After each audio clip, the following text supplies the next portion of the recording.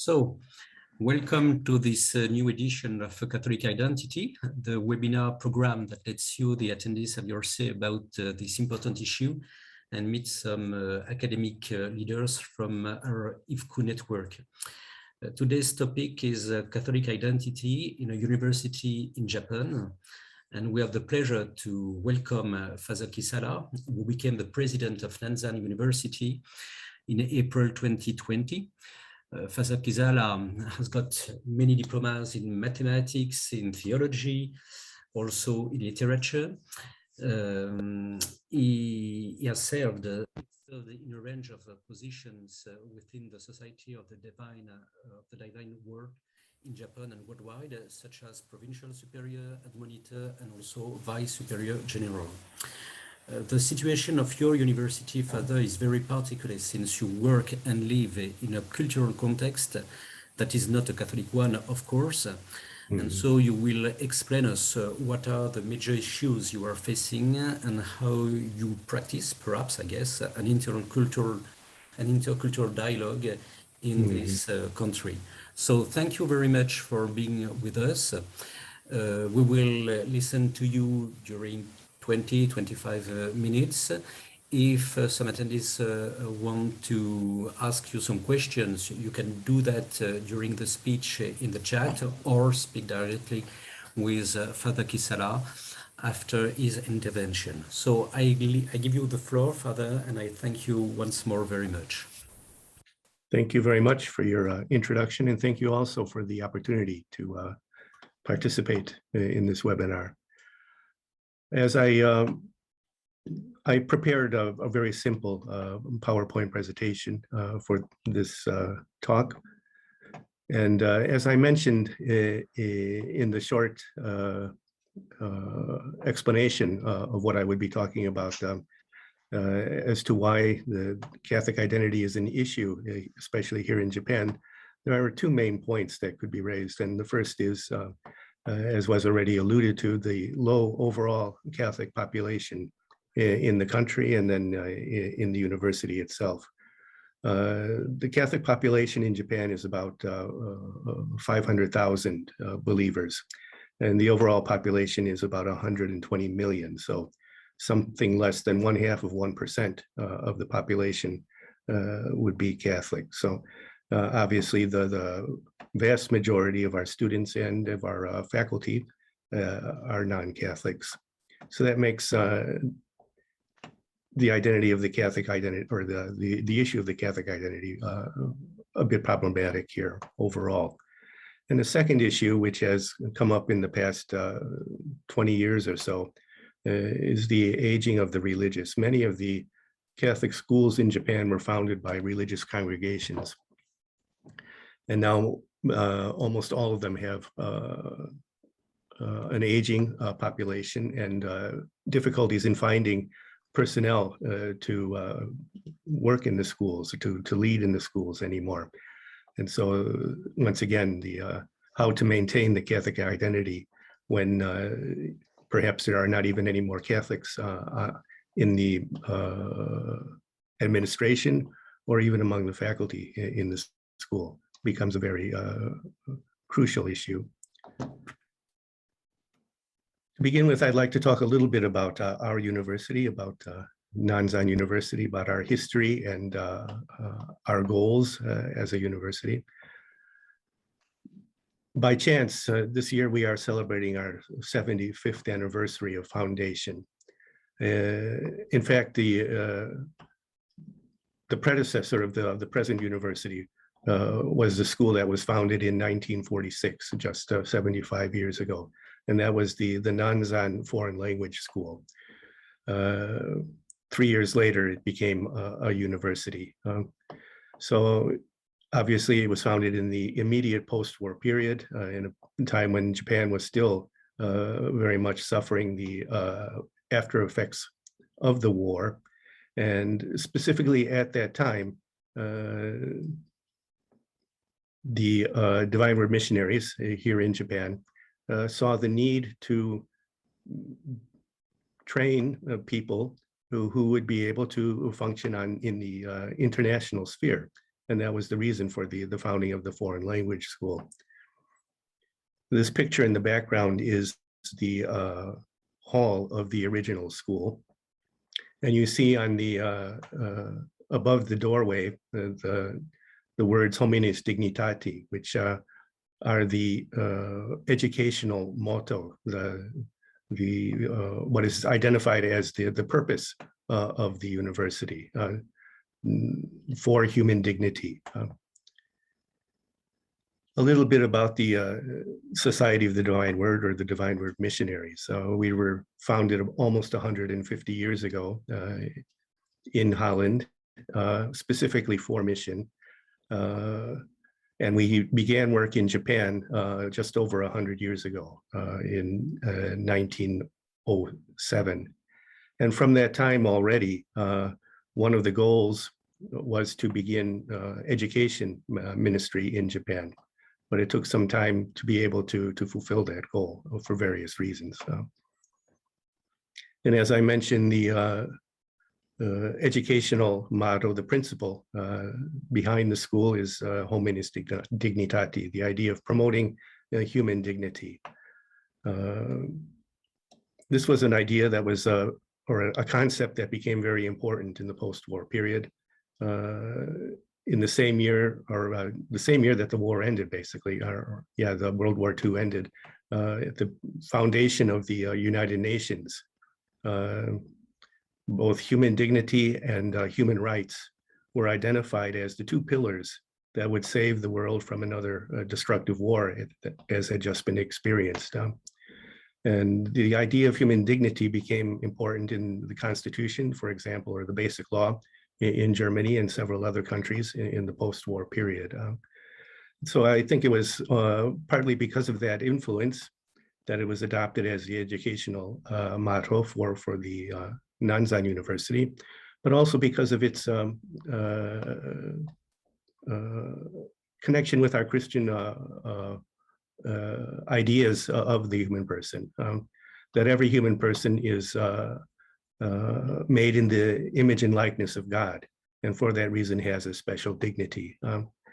And I think it's very fortunate that this was chosen as the educational motto of the university right from the beginning, because it gives us a focus for us to be able to share a Christian worldview, especially a Christian view of the human person and Christian values, in a way that is also acceptable or acknowledged among the secular world. So hominis dignitati is the central concept of our education work at the university. And another characteristic of the university right from its beginning was, again, the internationality, the idea that, first of all, the Divine Word Missionaries itself, one of the characteristics of the Society of the Divine Word is also internationality. It's part of our constitutions that wherever we work in the world, we try to work together in international teams. And worldwide assignments are made with that in view, so that we can have international teams everywhere we work. And also, as I mentioned, the fact that the school from the beginning was had a special focus in order to prepare young people to be able to function and to work in an intercultural or international setting. So the hominis dignitati, the idea of working for human dignity, and the idea of interculturality or internationality are very crucial to the identity of Nanzan University. And it is through both of these, I think, that we try to promote Christian values here in Japan. And secondly, as again, part of the introduction before going into the main part of what I want to say today, is a little bit about education and Christian mission in Japan as a whole. Right from the beginning of the Christian mission here in Japan, education has been a central means of proclaiming the gospel or of sharing the gospel with the population here in Japan. Especially among the early Protestant missionaries, there was an emphasis on education, even from the early years when Japan opened itself back up to the world in the 1860s, and eventually the new constitution, which was adopted in the 1880s, guaranteed religious freedom. Already by 1882, there were a good number of Protestant education facilities, schools founded by the Protestant missionaries here in Japan. The Catholic Church was a little bit slower in coming to this. One of the original emphasis of the Catholic Church in Japan was to look for and to work with the Christians who had been persecuted for over 250 years and went into hiding, the so-called hidden Christians, to bring them back to the faith, or to bring back the connection with the universal church. Was one of the early focuses for the church, but already in 1890, there was a first national synod of the Catholic Church in Japan. And at that time, a decision was made to move beyond this pastoral work directed especially at the so-called hidden Christians, to have more of an influence on society in general. Pope Paul VI talks about evangelizing culture, and I think that was very much a part of the emphasis of this first synod of the Catholic Church here in Japan, that the Catholic Church, while we might not be able to attract a lot of people who are willing to accept baptism or to ask for baptism, can have a considerable influence on the Japanese culture in general, and especially through education. And then especially in the post-war period, there was a so-called boom in the number of Catholic schools that were founded in Japan. Nanzan was one of them, as I just mentioned, founded just 1 year after the war ended. Partly it was because of the American occupation and the support that the American occupation gave to, especially Christian missionaries or Catholic missionaries here in Japan. But also there was an increasing number of religious groups, religious congregations that began work in the country at that time, and many of them then founded their own schools. Okay. What I'd like to focus on, especially today, is a recent document from the Vatican, issued in 2013, I believe, about educating to intercultural dialogue in Catholic schools. I think it's very important because of, for us here at Nanzan, because again of our intercultural focus or our international focus, but also because of the way that it talks about Catholic identity. It's something that, as a person working here in Japan, I can identify very, very easily with. For example, the kind of identity that that the document talks about when it talks about Catholic education. It, for example, uses the phrase addressing the Christian concept of reality. General sharing of the Christian message, perhaps not without even mentioning, at least at all times, the Jesus Christ or the Gospels, but more of a broader sharing of the Christian concept of reality or values of the Catholic faith. Or again, based on the human person, the Christian humanist culture, and especially how this resonates with the educational motto of Nanzan University of human dignity. So for myself, in reading the document, I find it very assuring in terms of how a Christian school is identified as being Christian or Catholic. And I think that Nanzan could fit in very well with that kind of an idea of a Catholic school. And continuing with some other emphases from the document, where it talks about the search for meaning. Obviously, this is something that we try to lay before our students and to help our students in coming to in their own search for meaning. Or a wisdom-based society, to educate people to take on responsibility and duty. Obviously, this is something that would be a goal of all education. And especially, I think that's what we're trying to do here at Nanzan. Or reflect on the great problems of our time: inequality, poverty, human rights. Again, the idea of human dignity and what that means specifically, what kind of contribution our students in the future can make towards the promotion of human dignity, especially, particularly by addressing these specific problems. And finally, the idea of dialogue. This is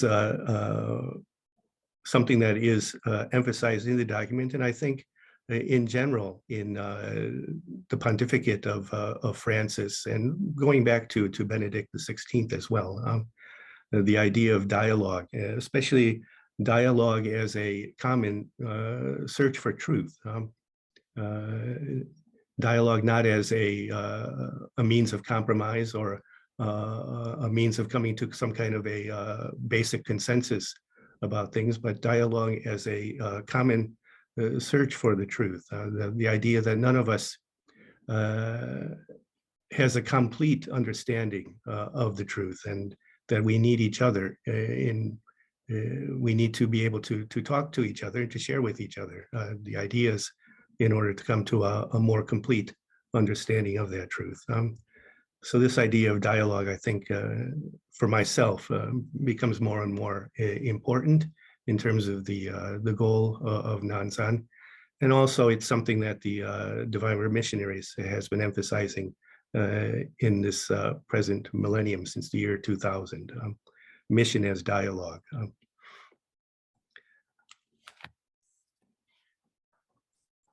So that would be what I find important, or what I find that resonates, especially with our situation here in Japan, especially at Nanzan, in this document on education to intercultural dialogue. Recently, there was a meeting of the Association for Catholic Education here in Japan. It's an academic society to promote Catholic education among Catholic educators, specifically here in Japan. And I wasn't able to attend the whole meeting, but I was there for the opening address. And at the opening address, a Jesuit working at Sophia University in Tokyo talked about the Catholic brand of education in Japan.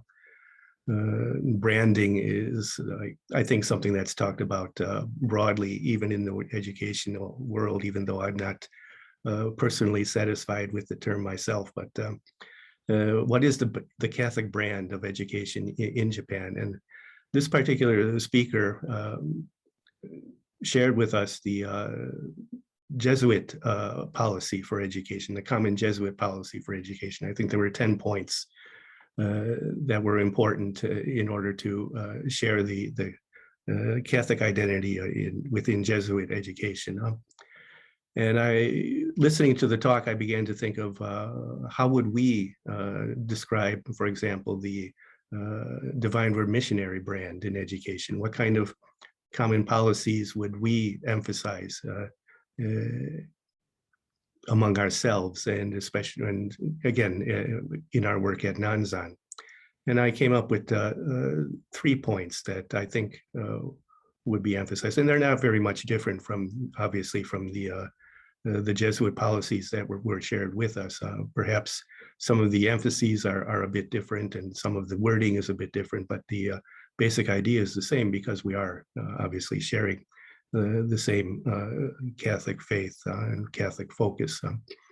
But the 3 things that I have begun talking about in terms of Nanzan's Catholic identity would be, again, the emphasis on human dignity. I think, as I mentioned earlier, we have been blessed by the fact that this was given as our educational motto from the beginning. And it helps to bring together, I think, or to express in a concrete way, in a very central and simple way, the Christian values or the Catholic values that we are trying to share through our work in the university here. The emphasis on human dignity. What does human dignity mean concretely in our world today? And how can our students dedicate themselves to the promotion of human dignity? Secondly, the diversity. Again, this comes from our internationality or interculturality, and it has been emphasized at Nanzan, again, from the beginning, and especially in recent years. Being able to, or not only being able to live with or to tolerate diversity, but to see it as a positive value. That again, the idea of sharing together, that none of us have a complete vision of the truth, and the need to be able to share together our different visions, our different ways of expressing the truth in order to be able to work towards a more complete understanding of what that might mean. So the appreciation of diversity as a positive value, I think, is something that we try to promote at the university. And then finally, as I was just mentioning, the idea of dialogue. Dialogue, again, as a common search for the truth. And I think recently, especially, well, in the past week, we had a celebration or a ceremony to commemorate the 75th anniversary of the university. And in my short address at the ceremony, I emphasize this idea of dialogue, that this is something that is especially important in our world today, which is very polarized, both politically and also culturally, socially. To promote or to become a school of education, to be able to impart not only an understanding of a school of dialogue, not only an understanding of dialogue, but also the means to be able to carry this out. I think this becomes one of our important missions, part of our Catholic identity today. And then finally, again, going back to the document on intercultural education for interculturality, 2 points I would like to make in terms of how we try to maintain this Catholic identity, what we have identified as the Catholic identity of Nanzan University. The document itself talks about curriculum as one important way that this is done. That, well, the document itself is specifically talking about education for interculturality, and talks about how interculturality needs to be incorporated in the curriculum. I think also we try here at Nanzan to incorporate our Catholic identity in the curriculum itself. For example, there are 3 required courses that everybody, all of our students have to take. The first one is called the study of religion. It's just a general introduction to religion. In Japan, religion has a very bad image. Most people, again, not only are not Catholic, but most people would identify themselves as not belonging to any religion. Less than 1/3 of the population would identify themselves as religious. And especially in recent decades, towards at the end of the 20th century, with the notorious case of the new religious group here in Japan who released sarin gas on the subways in Tokyo, obviously further damaged this view of religion in Japan. Now that after that, religion was not only seen as something that was not particularly necessary, but also something that was dangerous. And so through these courses, through the study of religion, we try to introduce a somewhat different perspective on religion, that religion is a central part of cultures all around the world.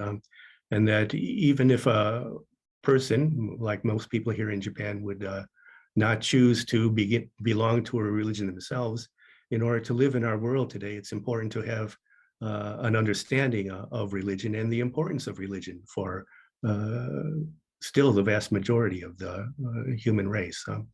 So this basic introduction to religion, or the study of religion, is the first required course. And then second course is an introduction to Christianity. And this depends on the instructor for the particular course. If every instructor is left to address their own or to introduce basic Christianity in whatever way they think is the best way to do it.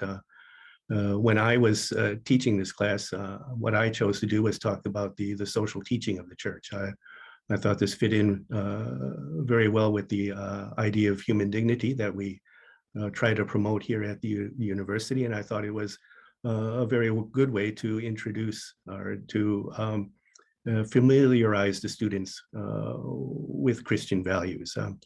But this introduction to Christianity, to have some basic knowledge of Christianity, is also one of the required courses at the university. And then finally, about 20 years ago, we started offering courses in human dignity. What does human dignity mean today? How does that concretely affect our world today? And there are a wide variety of different approaches for these human dignity classes. Human dignity and human rights, human dignity and economics, human dignity and the law, many different approaches. But the fact, again, that this idea of human dignity, the promotion of human dignity, is central to our identity at Nanzan. And we reflect that in this curriculum by adding it as one of the required courses for all of our students here at the university. Now, there are some problems, obviously, with the curriculum. Especially, I think we need to look at the content of the human dignity classes. Right now, again, as I mentioned, in terms of the other classes as well, it's left up to each individual professor to decide on the concrete content of the class. But I think there needs to be more, again, dialogue among the different professors in order to establish some kind of a common understanding of what are some of the, perhaps, the basic points or the main points that we would like to make sure are passed on in these classes. So I think it's important that they are part of our curriculum, that the Catholic identity of our university is reflected in the curriculum. But there's still more work I think we need to do in order to make that a more productive project, perhaps. And then finally, one other idea that, again, the document on education for interculturality talks about is faculty development, the importance of the faculty. And especially here in Japan and also at Nanzan, given the fact that, again, the vast majority of our faculty are not Catholics, they're not Christians. Many of them would not identify with any particular religion. So how do we pass on this identity through a faculty that at least in terms of their commitments, their personal commitments, does not identify perhaps with the religious point of view or the religious life that is behind what we are doing here at Nanzan. And one way we try to do that is a workshop for when all new professors are hired. We have an annual workshop for the new professors. And the workshop begins with my own presentation on the history and the identity of Nanzan University, so that all of the faculty are at least familiar with that history, with our focus. And I think my own feeling since I became president a year and a half ago is that we have been very blessed by the fact that in general, our faculty and the staff at the university very much buys into the identity that we are promoting at the university, and is even enthusiastic, sometimes even more than we are in terms of promoting or furthering that identity. So that we try to continue to maintain this Catholic identity through a workshop for new teachers. And then one point that I see as an issue for the future. Again, the document on education for interculturality talks about the development of a community. The university or the school itself needs to develop into a community. The idea of working together, of sharing together a common purpose is one of the points that's emphasized by the document itself. It talks about teachers with the teachers who feel that they belong to a community, and also talks about administrators who promote this idea of community among the educational community, the academic community in the various schools. Nanzan has grown considerably in the past couple of decades. When I first started at the university just over 25 years ago, I think the professors, the number of professors at the university was just over 100. Now we have over 300 professors. And the staff has grown considerably too. The number of students has also grown as new faculties have been added. And this, when I first entered the university, there were regular events throughout the year where a good number of the professors would get together. And when I came, I was gone for 12 years, working in the central administration of the Divine Word Missionaries. I only returned to Japan just 3 years ago. And when I came back to Japan and came back to the university, that's one of the things that struck me as having changed in the years that I was gone, that the attendance at these annual events, when we used to see most of the faculty there, it was very, very small. And I think there are perhaps several reasons for that. Again, the fact that the university has grown considerably, so it's more difficult to maintain this idea of, or to promote this idea of community, or of what we used to call the Nanzan family. That would be part of it. Part of it is changes in Japanese society as well. There's much more of an emphasis on family life in the past couple of decades, whereas in the past, work was very much the focus of the vast majority of people here in Japan. So I think those are some of the reasons for it. But I myself, and I think particularly because of the experience in the past year and a half with the COVID virus and the fact that interaction has been limited. Often, most of our interaction now still remains online. I think this has, for me, has made it even more of a clear to me that I see the need to promote this idea of a community among the faculty and staff at the university. So that's what I have prepared. I don't know if it's been very helpful to anybody, but thank you for listening. And we have some time for questions and discussion now. I look forward to that. Thank you very much, Father Kisala, for your lecture. I think that it was very interesting, and that you mentioned several points, of course, that are particular to this situation in Japan, but that we can share, and there's probably some common issues for all our universities. So the dialogue with the participants is open. I think that we have some questions.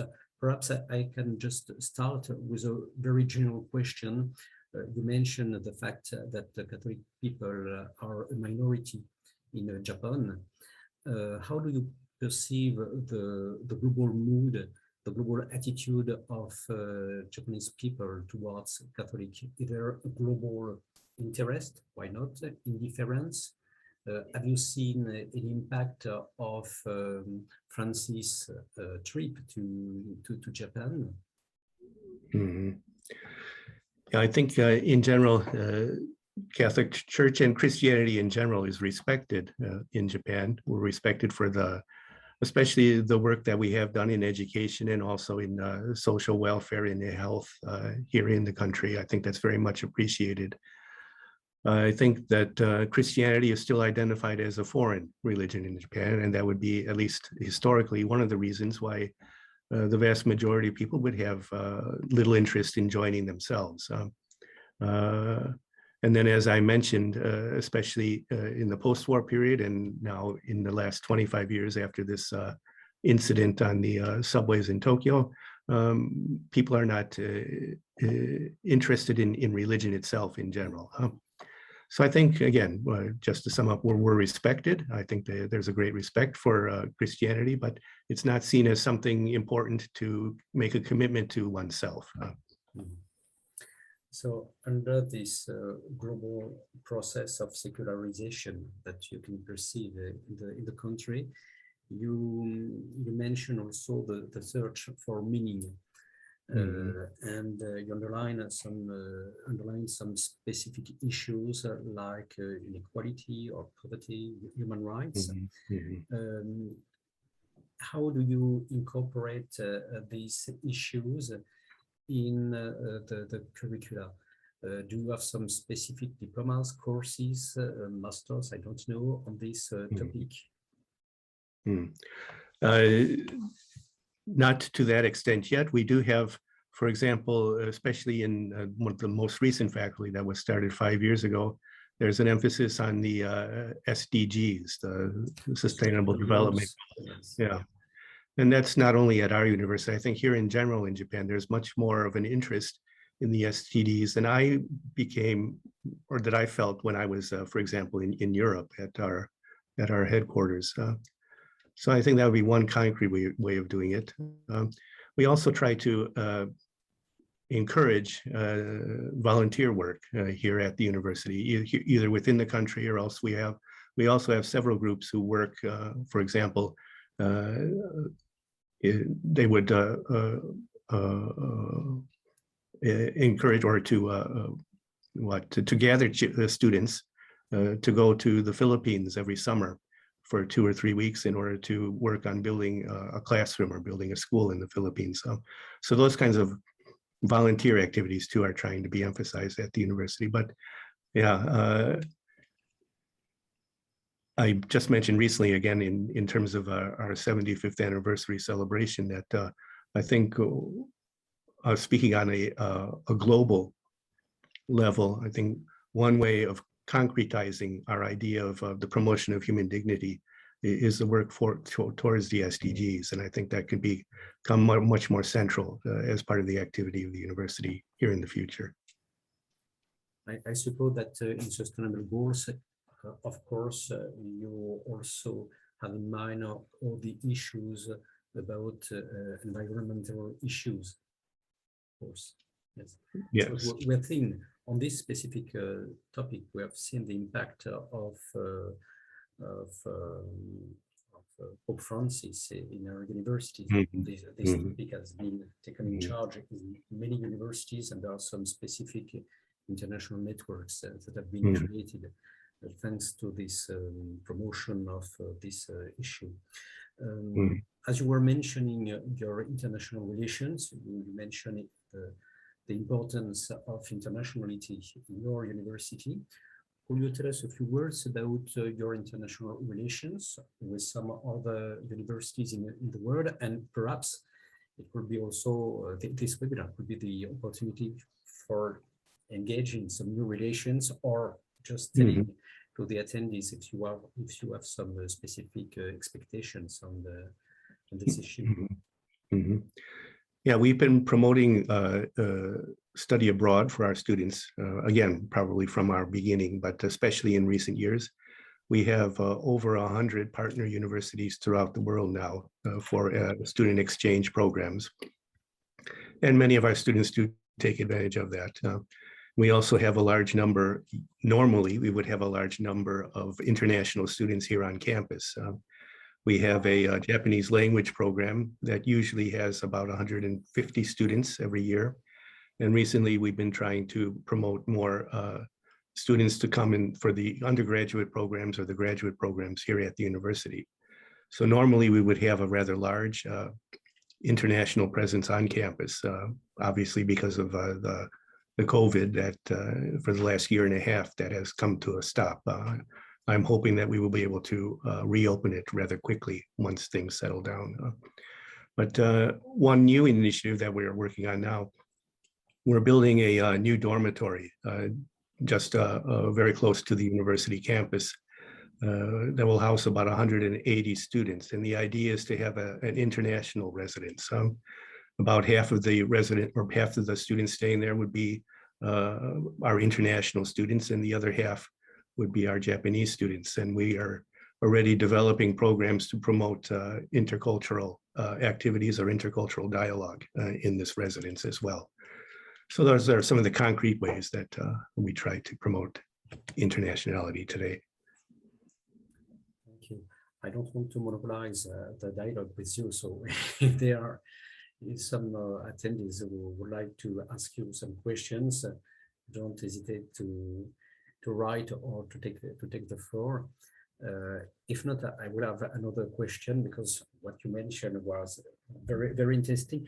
You mentioned one point that was very interesting for me. You mentioned the idea of creating or reinforcing the community that teachers are in your university, and you mentioned the specific point of a workshop for new teachers. I know that in mind another example in Spain.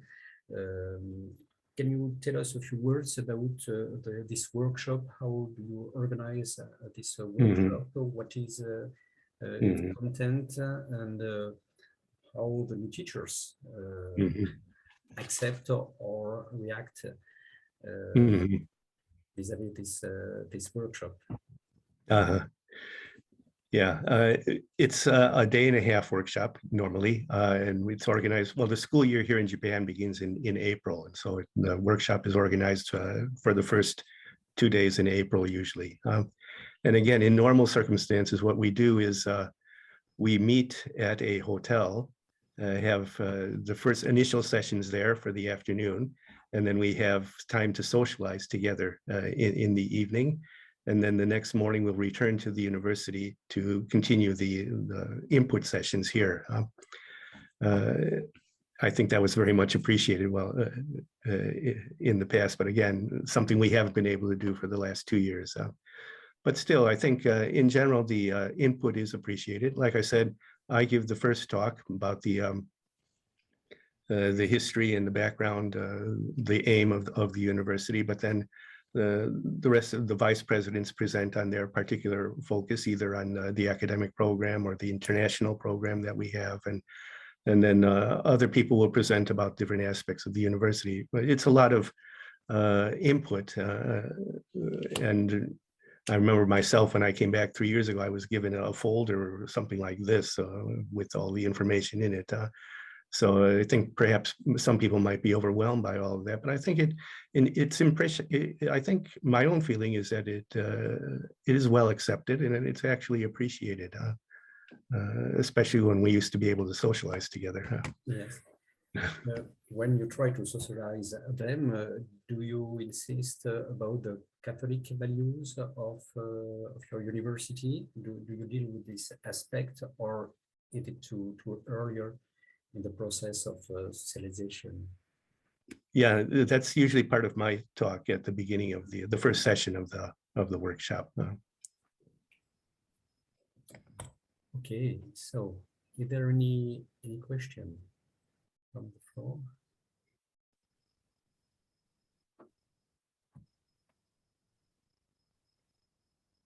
No, I don't any question in the chat. Yes, as a McGettrick. If you can, yes, you can open your mic.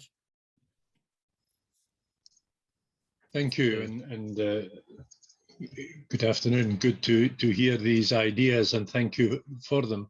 My experience in recent years is mainly from the University of Bethlehem in Palestine, where, of course, the population at large is roughly 98% and more Muslim. The university, as a Catholic university, Christian university, has about 35% Christian, 65% Muslim. So it's a very diverse kind of population, and probably in many ways equivalent to what you're talking about. And I suppose one of the things that I'm struck by, and I should say I don't teach in the university, I chair the board of the university, so I'm a little distant from the practice. But for me, what seems important in maintaining the Catholicity or the Catholic character of the university is partly the curriculum, but the curriculum broadly defined. That is to say, I think in universities, we need to pay more attention to what I would describe as the pedagogy of dialogue. What are the methods we use? One doesn't develop a kind of intercultural environment by didactic teaching, but rather by relationships. And so, to my mind, a pedagogy of dialogue is a pedagogy that is based on relationships, as you've said so eloquently, respect and dignity, and ensuring that there is a kind of equity in relation to the what each student and each member of the faculty bring. Of course, that's quite difficult. How do you talk about equity when the purpose of the university is a Christian or Catholic university? Should we think of equity, or should we think of dialogue as a better idea than equity? And so, to my mind, a university will thrive in an inspired pedagogy of dialogue. And that's what largely makes the university a Christian or Catholic university. That's a very good point, I think.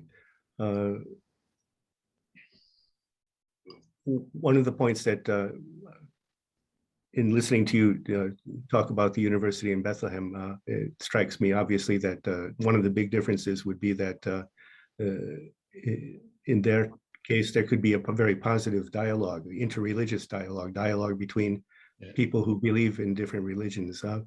Whereas here in Japan, that's more difficult because of the fact that not only are there very few Christians in the country, like I mentioned, there are very few people who actually identify themselves as religious.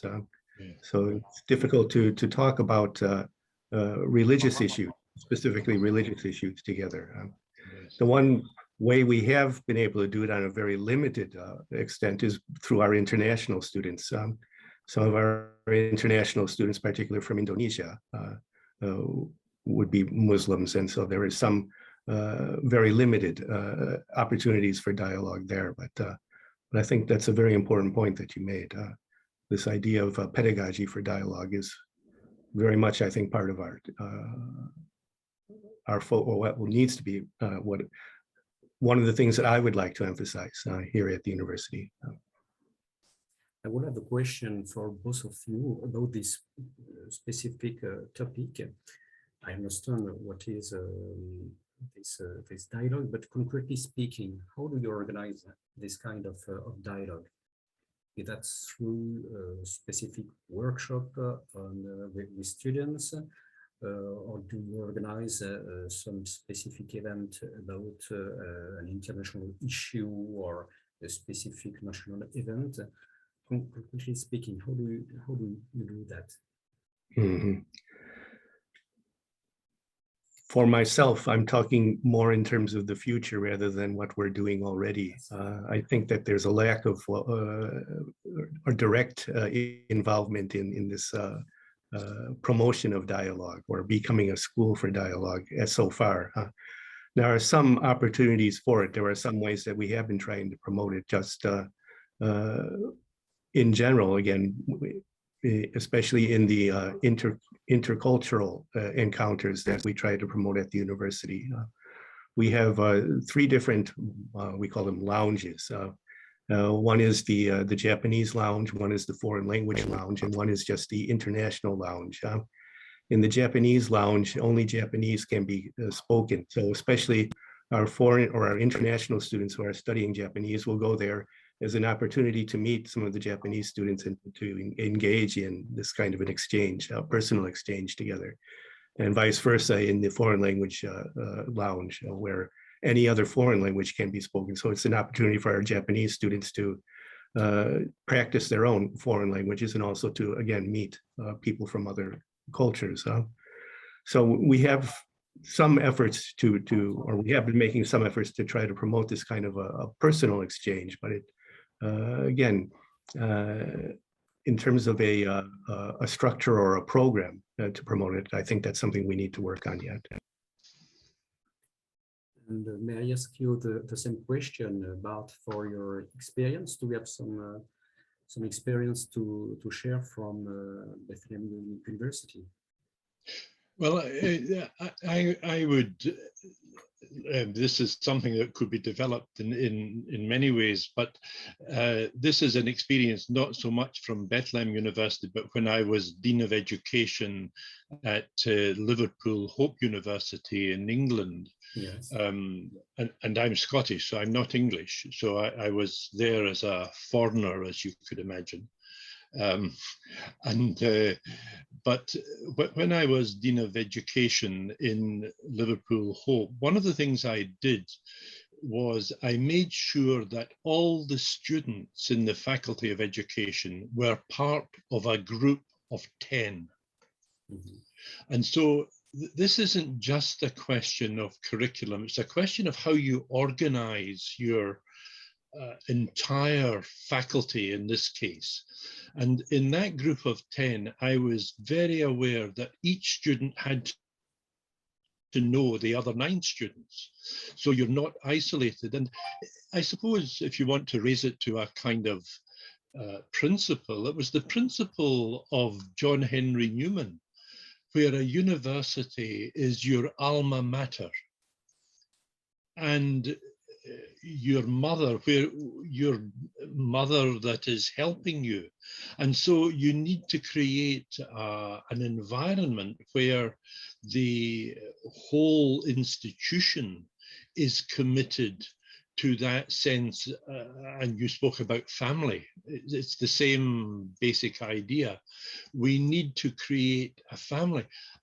What I see in too many universities, and I'm now retired from university life, but what I see in too many is the student who is isolated, who doesn't relate to other people. And I see that being even under greater threat in the distance teaching and online learning, where the curriculum is really a form of training and not what I would see as the university education and the alma mater, where students and faculty are working together in community, in relationships, and in this very rich idea of dialogue.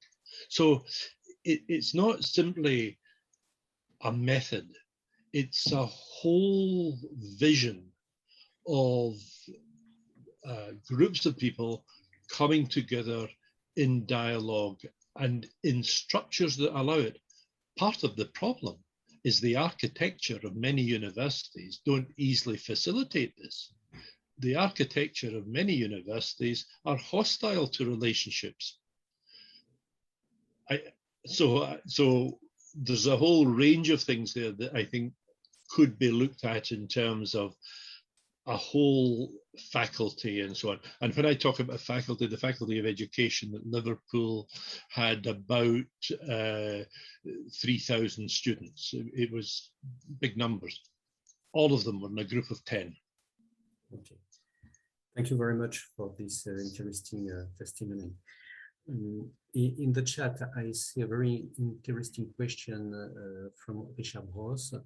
Richard wrote, I read, it seems that Japan is a country with one of the highest rates of suicide among youth. Do you experience this lack of hope among your student body? And do your inputs on the Catholic identity address this phenomenon? Mm-hmm. Yeah, in recent years, we've been developing very much our support facilities at the university. We have a rather large group of counselors available for students, and a good number of students do participate or do take advantage of that. Not only suicide, but more general in terms of other issues that come up.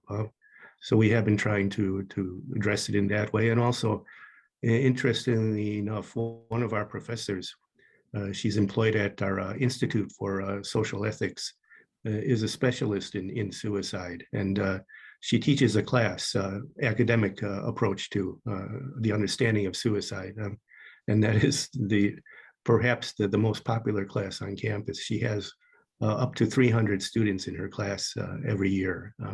So obviously it is a problem, and it's an issue that people are aware of and are looking for answers for ways to deal with it.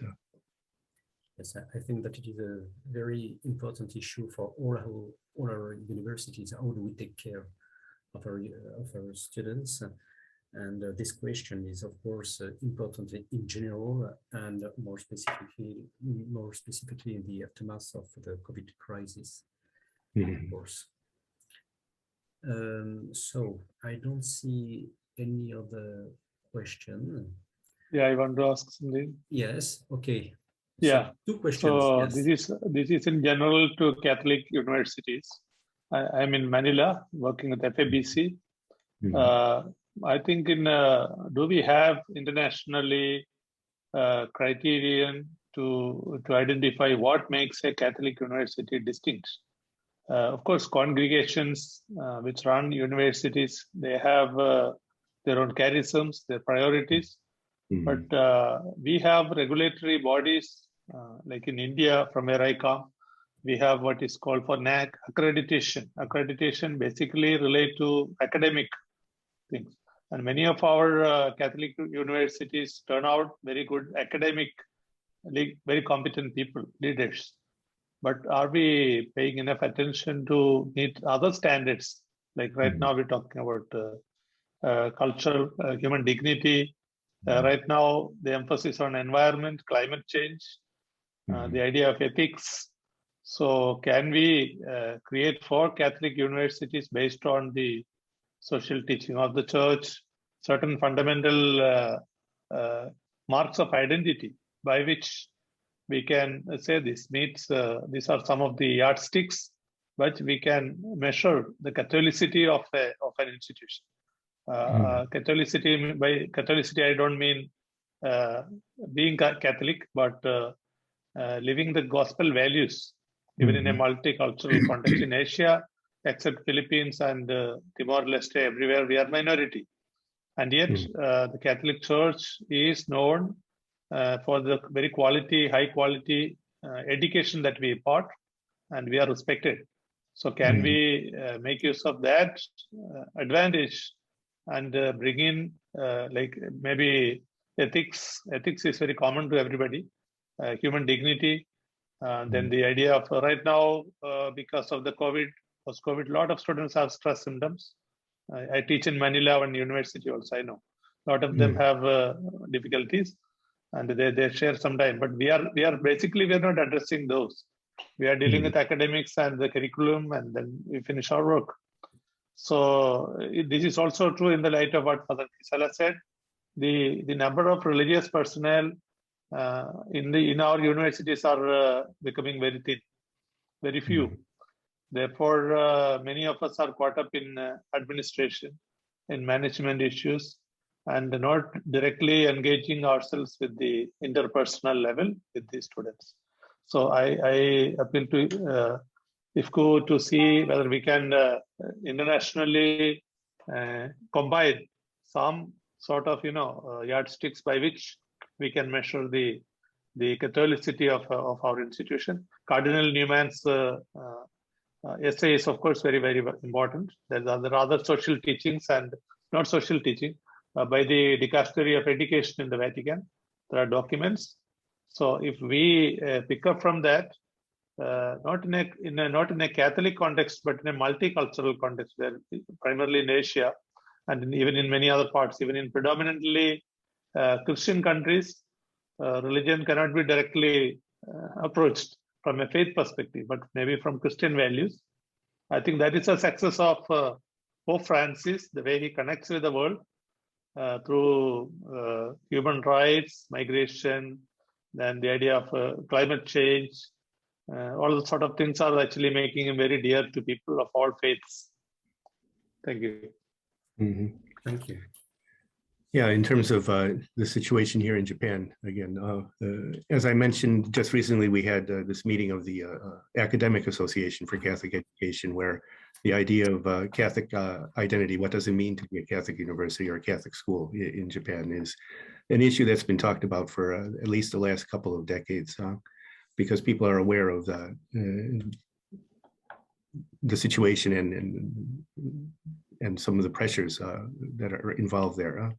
But in addition to that, too, we have the Federation of Catholic Universities in Japan. We meet regularly, the presidents, especially of the universities, and also there are workshops for the training of employees at the universities as well. And then this Federation of Catholic Universities is also connected with the Bishops' Conference. They have an office for education. So it is an issue that we do talk about quite a bit here. Just before giving the floor to Francis Riad, I just would like to underline some points.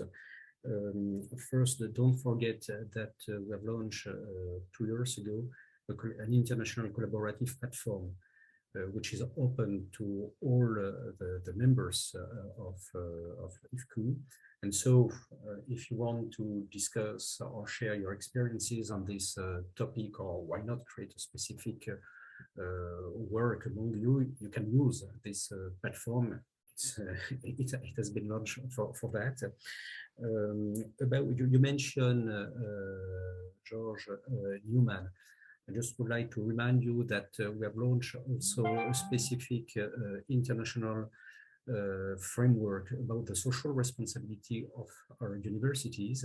And in this framework, we have a specific program with many criteria about the Catholic identities of your universities. And so it's also a way for understanding how we can have some specific experiences, practices, and share our experiences on this topic. So I just stop. I think that it's you, Francis Riad. Yes, it's you. So the mic is yours. Okay. Yeah, sure. Yeah. Well, yeah, this is Dr. Riad Francis, the president of the Catholic University in Erbil, Iraq, in the north of Iraq in Kurdistan region. I'm really sorry I missed a significant part of all these lovely discussions. I had some urgent commitments which were unexpected totally, and that's why I missed a significant part. I wish I had a chance to share it with you right from the beginning of the session. Well, it is rather a comment rather than a question, to be honest. So if there's any follow-up, I will be glad to hear.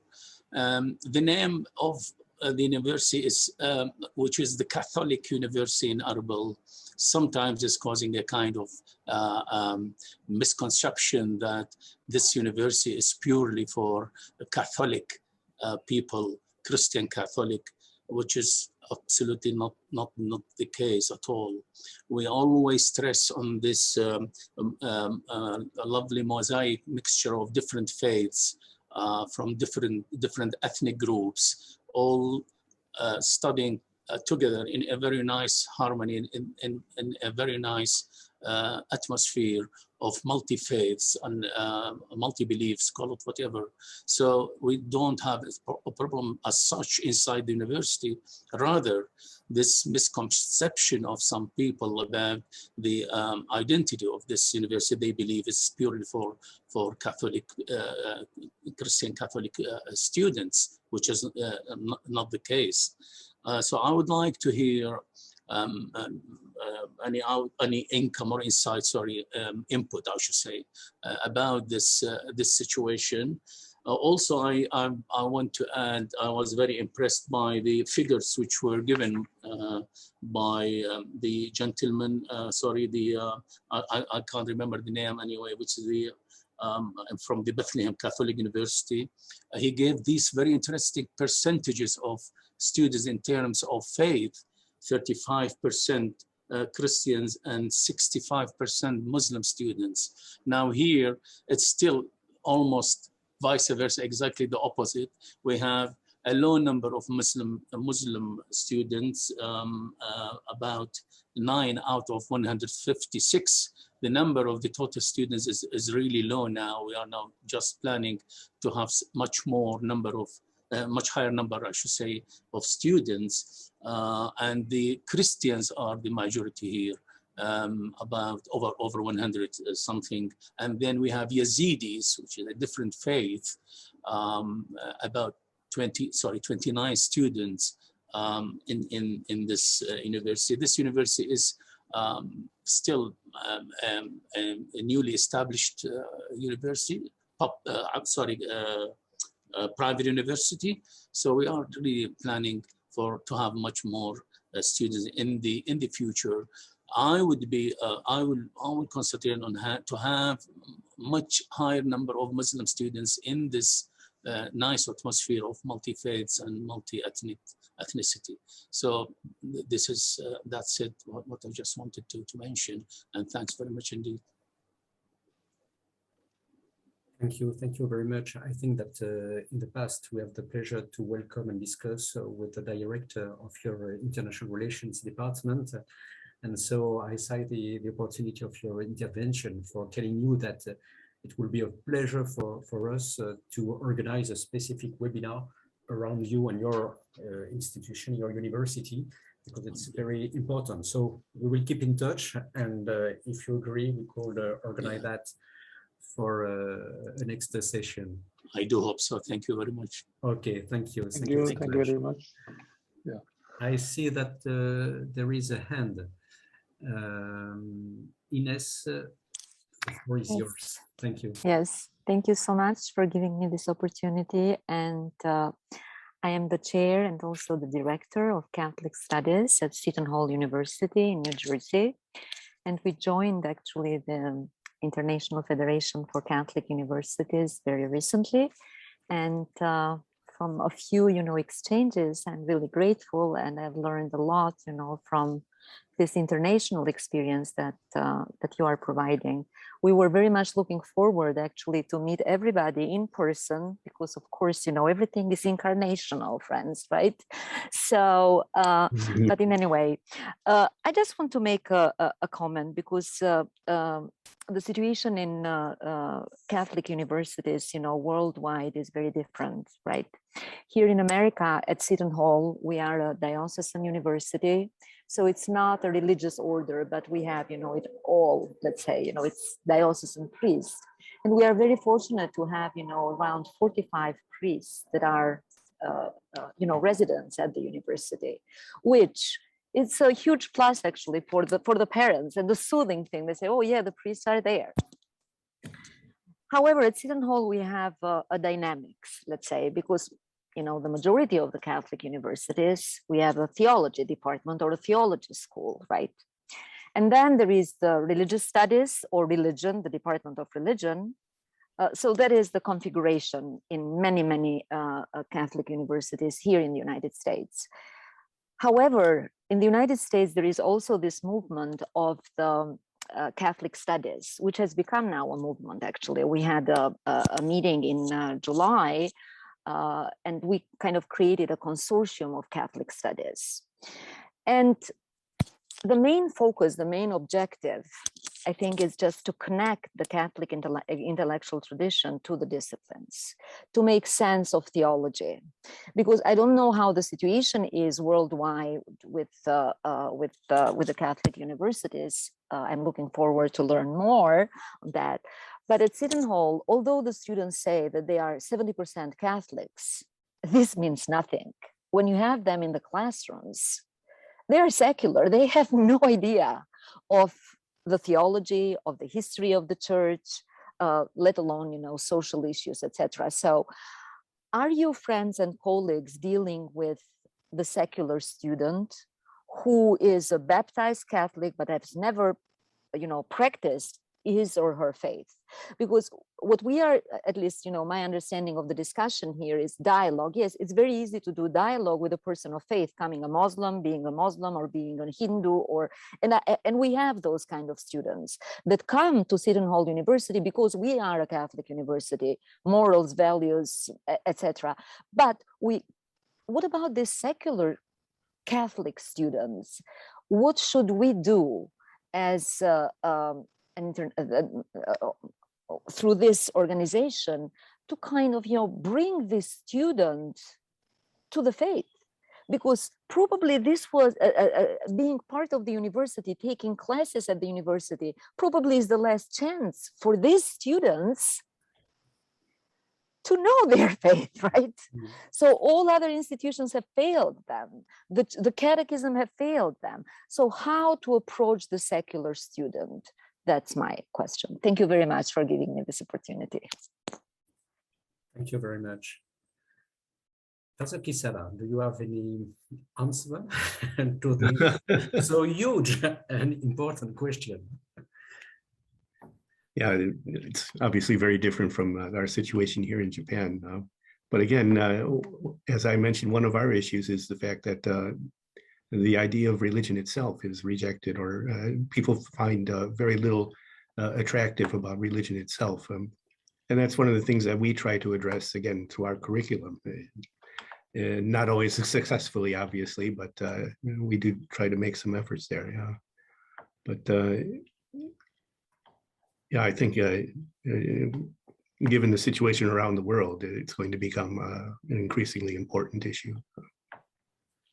And I think, Ines, that you are right. It's probably more difficult to organize a dialogue with secular people than with people who don't share the same faith, but who have some very strong beliefs and convictions, and with whom you can discuss or organize a specific discussion. And so I say the opportunity of your intervention for telling to all the attendees that your initiative is very interesting, and so we could organize also a specific webinar about this initiative, so that you can present it deeper, and perhaps we could organize a specific network. Or there are so many initiatives, in the world, in our universities, and very often we don't know each initiative, and it's so important to share what we do. Right, because it was mentioned actually that, of course, curricula is very important for students, to be educated in their faith. A way that we are doing at Seton Hall University, how to get the students, informed, explore their faith. What is the angle to get these people into the, for example, we have made connections with, of course, the mission is universal. It should be for the entire university, for every school of the university, not only for the School of Humanities or the Arts and Sciences, right? Where, theology usually is located as the department. So we have made deals with the School of Business, for example, how to bring the secular, students that come to Seton Hall and say, you know, business is my thing. I really don't want anything else. How can we connect the dots? By courses, okay? Just going the other way. For example, spirituality of sports is one of the courses that students at Seton Hall like very, very much taking. But what do they do there? The theology of the body. Because of course, in sport management, you need to know the theology of the body of JP2, right? Or for example, we have nutrition at Seton Hall from the chemistry department. We have a wonderful priest who has a PhD in chemistry and also an MA in theology, and he teaches the theology of food. So there is more to food than food, right? So I think that through this connection, so that it makes sense to students that there are one pair of eyes, there is one approach to look at food, for example, from a chemistry perspective, but there is also another one, theological, that they have never thought about. And there we have had some degree of success with students. And somebody made the point that, yeah, what makes a Catholic university a Catholic university? Because, you know, if we are not giving our particularity as Catholic universities, then why students and parents would pay the extra money to send their, you know, kids to a Catholic university, right? They can go, in our case here in New Jersey, to Rutgers, a state university, which costs, you know, much less than Seton Hall University. So what is, why a nurse that finished a BA in nursing or BS in nursing at Seton Hall is different from a nurse coming from Rutgers? That is the fundamental question, I think, that we as Catholic institutions need to answer. Thank you. Thank you very much. So, is there any other question or perhaps comment? No. So, if there is no more questions, perhaps we can stop our session. Just before ending, and it is linked with what you have just said for party Ines, we will organize, I think it's in November, a specific training, online training program about foresight issues, but focused on our universities, in partnership with the International Catholic Association of Entrepreneurs. So the topic is related to what you've just said, Ines. So if there is no more question or comment, we can stop. I would like to thank once more our speaker, Father Kisala, for his time and this very rich lecture and all this conversation. I would like to thank also all our attendees. Of course, tune in next month for another action-packed webinar. And I wish you all the best for the rest of the day. Thank you very much. And we keep in touch. Thank you.